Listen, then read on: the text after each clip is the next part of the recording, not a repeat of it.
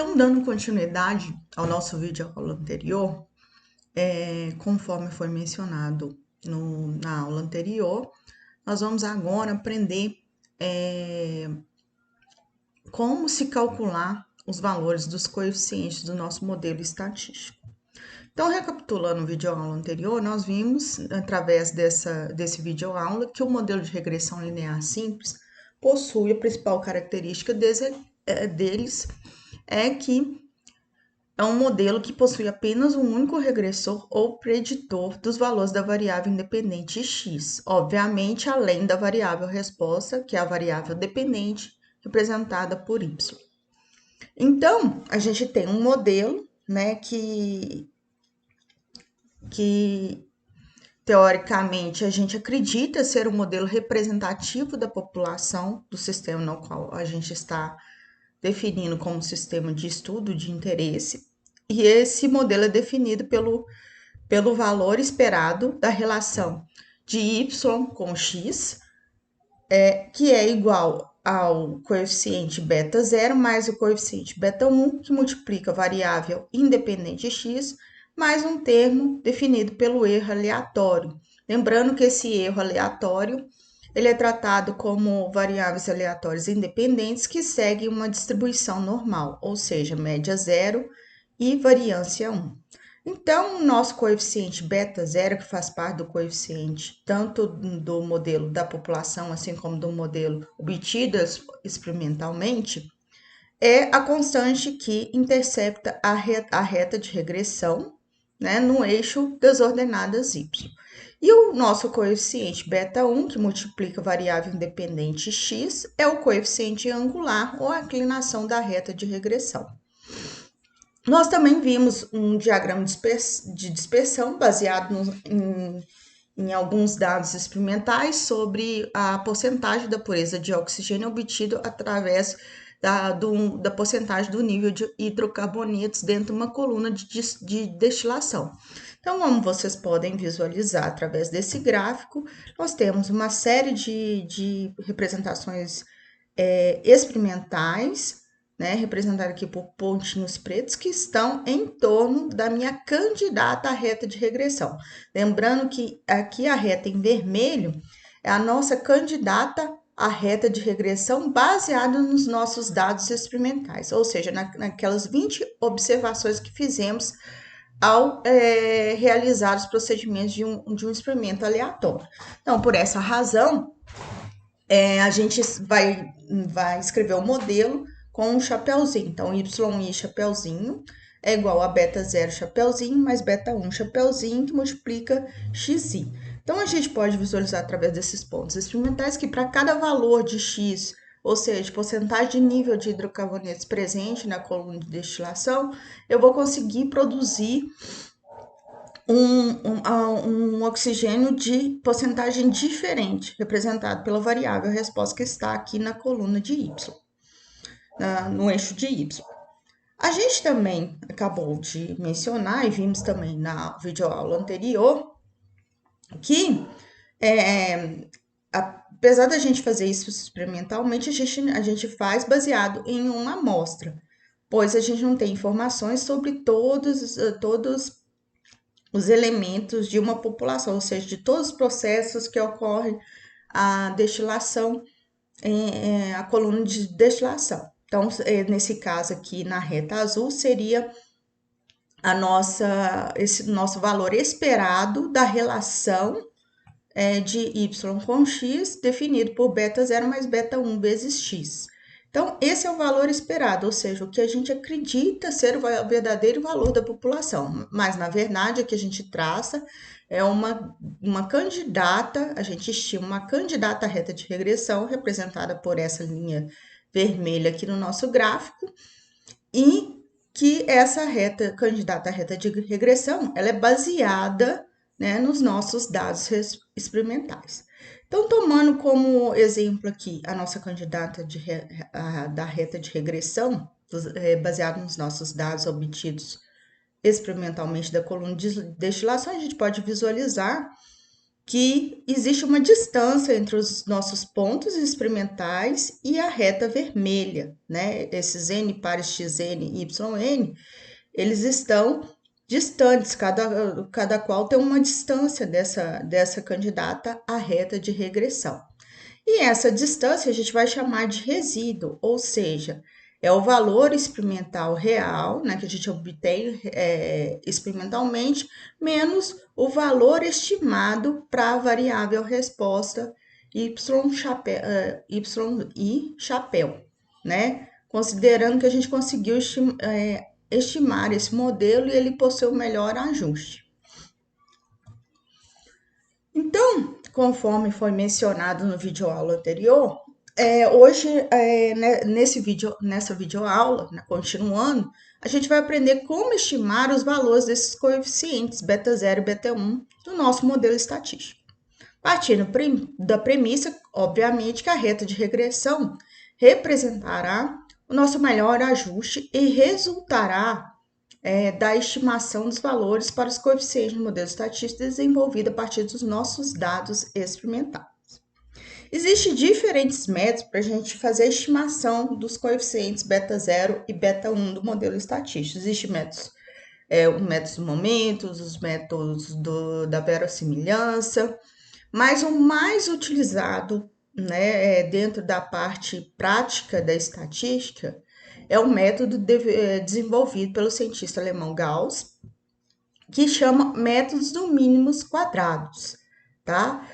Onde nesse método a gente vai comparar o valor de y estimado pelo modelo com aquilo que a gente acredita ser real, ser extrapolado para a população. Então, dado um modelo estatístico obtido experimentalmente, um modelo estatístico qualquer, eu pego os meus dados experimentais, né, e eu tenho um modelo, a gente define, então, que as somas dos desvios dos dados experimentais em relação à candidata à reta de regressão, então, nós estamos aqui, ó, nesse gráfico, então, esse desvio, essa distância entre os meus pontos experimentais e minha reta vermelha, eu vou tratar pelo termo L, tá? Então, esse L nada mais é que o resíduo, que o erro, que o epsilon, né? Que o erro que a gente comete ao obter experimentalmente e aquele estimado pelo modelo. Então, a gente vai fazer o desvio, ou seja, o valor experimental, o valor da variável resposta y obtido experimentalmente, menos o possível valor da variável resposta de y, considerando a reta de regressão como o melhor ajuste para os nossos dados experimentais. E nós vamos fazer isso, essa diferença, né, que a gente chama de resíduo, erro, elevado ao quadrado. Por que que a gente faz isso elevado ao quadrado? Porque se vocês forem ver aqui, a gente tem pontos tanto acima da reta quanto abaixo da reta, tá? Então, nós vamos fazer esse desvio, né? E, obviamente, o meu y chapeuzinho, ele é definido pelo modelo beta 0 chapeuzinho mais beta 1 chapeuzinho vezes xi, né? Então, é só simplesmente vou pegar o meu y chapeuzinho e substituir pelo modelo. Então, a equação aqui, eu só faço essa substituição. E como eu tô fazendo menos, esse termo aqui vai ficar menos beta 0 chapeuzinho e menos beta 1 chapeuzinho vezes i. Então, esse termo, que é esse segundo termo, que é representado no meu y e chapeuzinho, corresponde ao termo da reta de regressão obtida através dos dados amostrais. Observe que se a gente fizer uma análise crítica, a gente pode, então, obter valores de y, tanto experimentalmente. O que eu quero dizer com isso? Eu vou lá e testo cada valor de porcentagem de hidrocarboneto na minha coluna de destilação e vou gerar diversos y.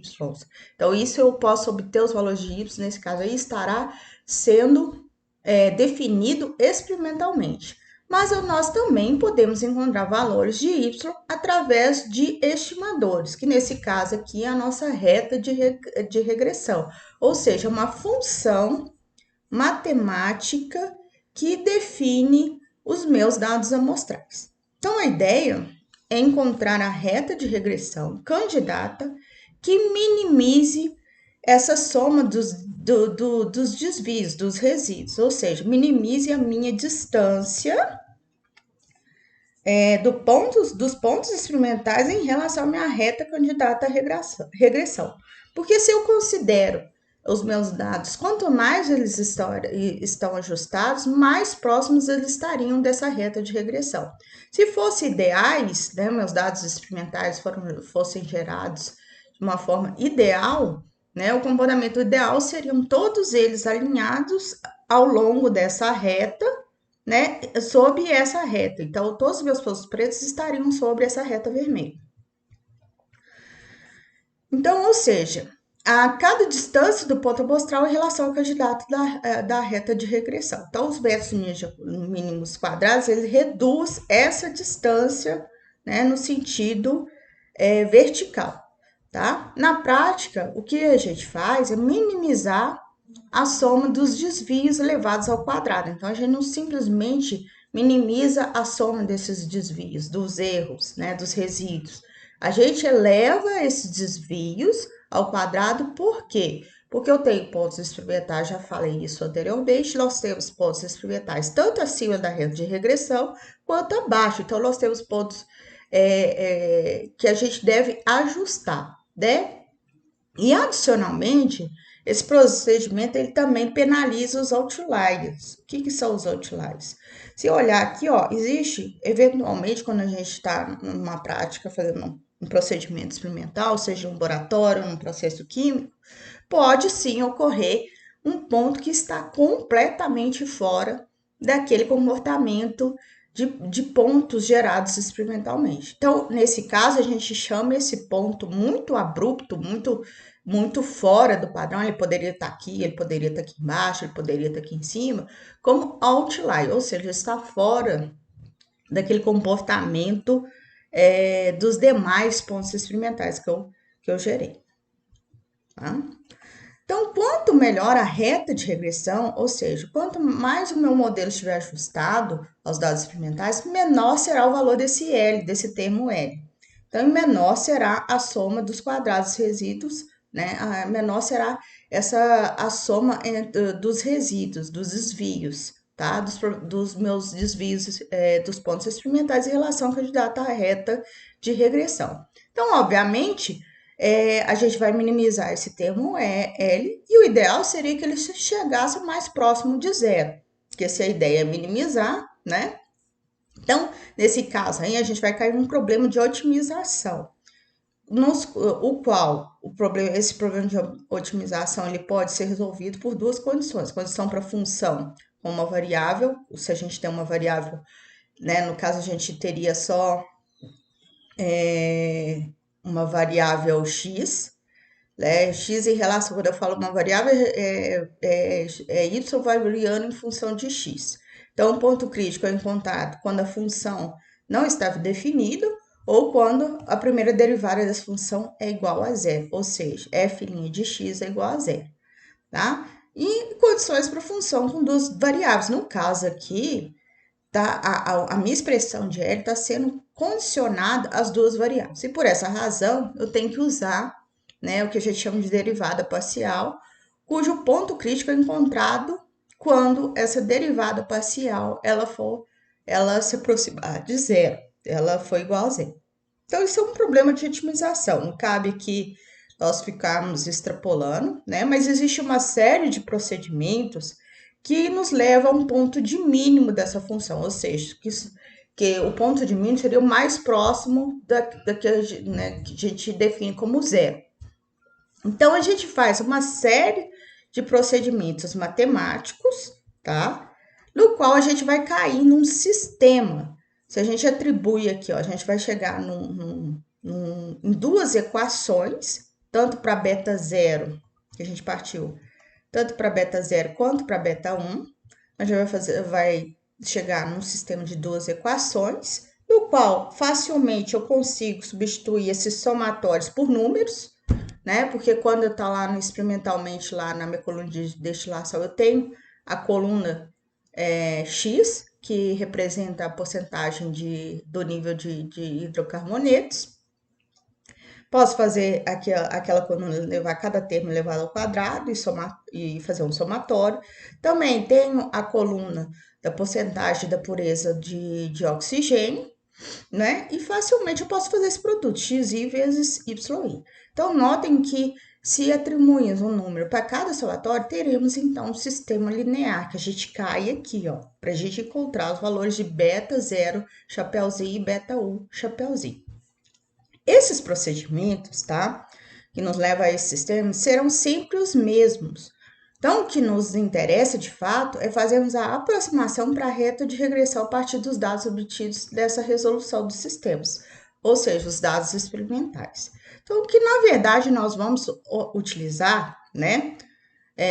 Isso tudo é um procedimento para você chegar no seu sistema. O que, na verdade, nós vamos fazer é resolver esse sistema. E quando a gente resolve esse sistema, a gente consegue encontrar expressões matemáticas, né, que definem o valor de beta 0 chapéuzinho, ou seja, que é definido pela média dos valores de y menos o valor de beta 1 chapéuzinho vezes a média do valor dos valores de x, tá? Então, isso facilmente eu consigo com a coluna dos valores da variável resposta, assim como do valor das variáveis, da variável independente, que é x.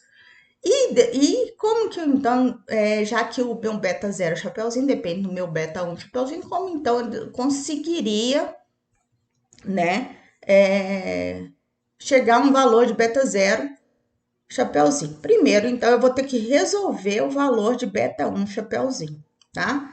Então, que esse valor aqui, ele é definido por essa expressão matemática. Volto a falar que é a resolução do sistema anterior. Então, na verdade, na prática, o que a gente usa são essas expressões matemáticas para encontrar os valores de beta 0 chapéuzinho e beta 1 chapéuzinho, né? Esse, então, é a finalização do método de mínimos quadrados. Então, a gente vai fazer o beta 1 chapéuzinho, é o somatório de todos os meus valores observados do produto entre a variável independente e a variável dependente, menos o somatório de todos os valores da minha variável dependente y, variável resposta, vezes o somatório de todos os valores da variável independente, né, que é representado pelo x, dividido pelo tamanho da minha amostra. Isso é o termo do numerador dessa equação, né? E eu posso chamar esse termo aqui de SXY, tá? O denominador, então, essa parte aqui corresponde ao numerador dessa razão, e a parte que corresponde ao denominador, eu vou chamar de SXX, que compreende o somatório de cada valor da variável independente ao quadrado, menos o somatório de todos os valores da variável independente, x, elevado, esse valor total elevado ao quadrado, dividido pelo tamanho da amostra. Então, isso é de fato, essas duas expressões de fato que nós vamos utilizar na prática para encontrar os valores dos nossos coeficientes do nosso modelo de regressão linear simples. Então, no nosso exemplo, voltando aqui, essa tabela vocês já viram anteriormente, né? Então, são os dados de 1 até 20, tá? Então, eu tenho aqui a coluna do nível de hidrocarbonetos, porcentagem de hidrocarbonetos, que representa a variável nossa independente, ou seja, x, e o grau de pureza do oxigênio produzido, que é representado pela nossa variável resposta y, tá? Então, basear nesses dados aqui, dessa tabela, né? O que eu vou precisar? Eu vou precisar desses termos aqui, né? Todos esses produtos, somatório de todos esses produtos, enfim, de todos esses termos para me encontrar primeiro o valor de beta 0, de beta 1 chapéuzinho, para depois, obviamente, com esse valor, inserir na minha expressão de beta 0 chapéuzinho, encontrar, então, o valor do nosso coeficiente, ou seja, do termo que intercepta a reta de regressão, intercepta o eixo das ordenadas. Então, eu tenho aqui as informações. Meu tamanho da amostra é 20. Meu somatório dos valores da variável independente deu 23,92. O somatório das variáveis de todos os valores da variável resposta y deu 1.843,21. A minha média é simplesmente pegar esse valor e dividir por 20, deu 1,20. Mesma coisa eu vou fazer com y, deu 92,16. E depois eu vou levar cada termo da minha variável resposta ao quadrado e depois somar tudo. Então, aí dá um número bem maior, obviamente, que deu 170.044,53. E a mesma coisa eu vou fazer nesse caso aqui com x, mas deu muito pouco, deu um valor menos significativo, menos importante. Por quê? Porque a minha variável x está com valores no máximo de nem chega a 2, tá? Então, por essa razão, em relação à proporção do somatório da variável resposta elevado ao quadrado, deu bem menor o valor. Então, deu 29,9. Depois, eu vou fazer o produto de xi vezes yi, que dá 2.214,66. Então, uma dica que eu dou é vocês pegarem e fazerem, colocar, obviamente, esses dados experimentais numa coluna, numa planilha de Excel, e efetuar esses cálculos, né? Então, a gente vai colocar as colunas do x, igual eu fiz aqui, ó, coluna de y, depois eu vou somar tudo, depois eu vou fazer o produto de uma variável vezes a outra, fazer todos os valores elevado ao quadrado, somar, enfim. Que você, ao realizar todos esses procedimentos, você vai, então, encontrar todos esses termos e a partir desses termos a gente pode inserir nas expressões matemáticas que a gente deduziu, né? Então, aqui, ó, eu peguei para facilitar, fiz todos os somatórios, coloquei os valores aqui, e a gente sabe que o primeiro valor, o valor do primeiro coeficiente que a gente tem que encontrar é do beta 1 chapeuzinho. Então, o beta 1 chapeuzinho é a razão entre o somatório xy, né, o SXY sobre o SXX, tá? Então, o SXY é representado por essa expressão completa aqui, e o SXY é representado por essa expressão toda, e o SXX representado por essa expressão abaixo. Então, simplesmente eu calculei separadamente aqui, tá? Peguei aqueles valores que eu já tinha adquirido na minha planilha do Excel, substituí, encontrei o valor de SXX, né, que deu 0,68, e de SXY, que deu 10,68. Então, inseri simplesmente na minha razão aqui, ó, de SXY sobre SXX, para facilitar, e cheguei a um valor de beta 1 chapeuzinho, através daqueles meus dados experimentais, de 14,97. E para a gente encontrar o valor de beta 0 chapeuzinho, eu simplesmente peguei a média, que eu também já havia calculado aqui, o valor de beta 1 chapeuzinho, que é de 14,97, vezes a média que eu também já tinha calculado aqui de x. Tá? E cheguei, então, ao valor para o coeficiente beta 0 chapeuzinho de 74,20. Então, quando eu faço isso, eu encontro um modelo ajustado da minha regressão. Eu encontro a minha candidata à reta de regressão linear simples, que é o nosso YI chapeuzinho, que é igual a 74,20, né, 20 mais 14,97 vezes a variável independente xi. Tá? Então, notem que o meu beta 1, aqui, ó, que a gente calculou anteriormente, e que a gente vem falando desde o primeiro vídeo aula, é a inclinação da reta, corresponde a 14,97, tá? E o beta 0 chapeuzinho é o 74,20. Então, a gente conseguiu fazer isso, chegar a esses valores, minimizando o resíduo, ou seja, a distância entre os dados experimentais em relação à candidata a reta de regressão, ou seja, o meu epsilon chapeuzinho, o valor obtido experimentalmente, mesmo menos aquele estimado pela candidata à reta de regressão. Então, por hoje a gente termina, né, a nossa próxima aula, ainda dentro desse assunto que são as noções de análise de regressão linear simples. Nós vamos então ir para uma segunda parte, onde a gente vai aprender sobre ajustar esse modelo, como fazer novas estimativas, verificar se realmente os valores desses nossos coeficientes eles estão adequados ou não. Muito obrigada, até a próxima.